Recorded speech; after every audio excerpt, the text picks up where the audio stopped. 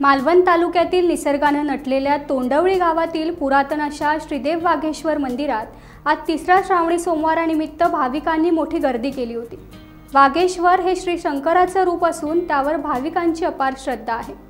श्रावणी सोमवार निमित्त या मंदिरात पहाटे 5:30 वाजल्यापासूनच बिल्वदर अर्पण व दुग्धाभिषेक तसेच पूजा अर्चा सुरू झाली।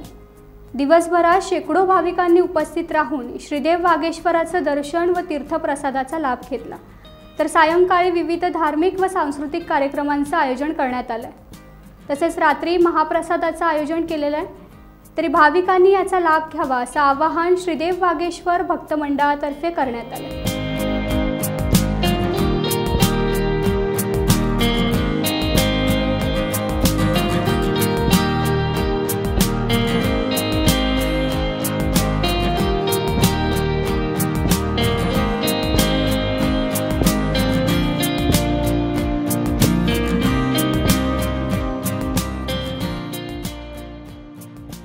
टाइम्स डिजिटलला लाईक करा, शेअर करा, सबस्क्राइब करा आणि बेल आयकॉन दाबायला विसरू नका। Times digital.